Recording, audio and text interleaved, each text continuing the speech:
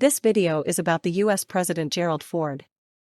I explain how he became president and what he achieved. Gerald Ford was born on July 14, 1913, in Omaha, Nebraska. His birth name was Leslie Lynch King Jr., but he was later adopted by his stepfather, Gerald R. Ford Sr. Ford grew up in Michigan and attended the University of Michigan, where he played football. After college, he served in the U.S. Navy during World War II. His early experiences shaped his character and commitment to public service. Before becoming president, Ford had a successful political career. He was elected to the U.S. House of Representatives in 1948 and served for 25 years.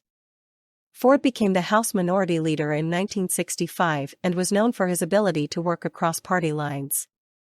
He gained respect for his integrity and leadership skills during his time in Congress. His political experience helped him secure the vice presidency in 1973. Gerald Ford became vice president on December 6, 1973, after Spiro Agnew resigned.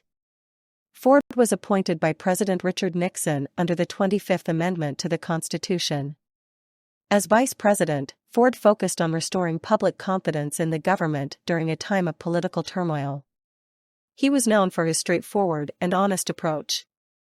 When Nixon resigned in August 1974, Ford became the 38th President of the United States. Gerald Ford was inaugurated as president on August 9, 1974. He took office during a time of national crisis following the Watergate scandal. Ford aimed to heal the nation and restore trust in the government. His presidency began with a focus on transparency and accountability.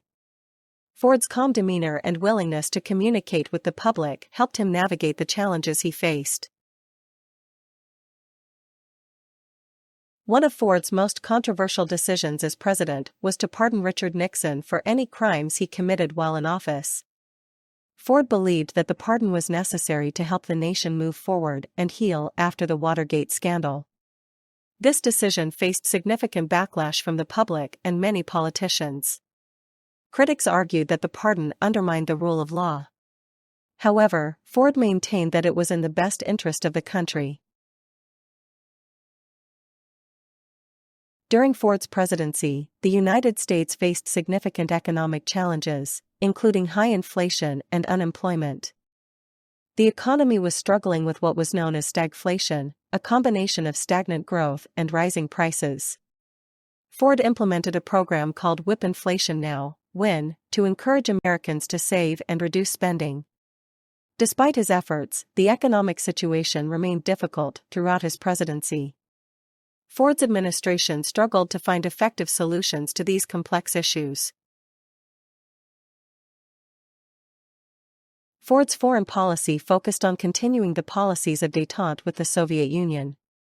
He worked to improve relations with other countries and promote stability in various regions. Ford also faced challenges in Southeast Asia, particularly after the fall of Saigon in 1975. His administration supported humanitarian efforts for refugees from Vietnam.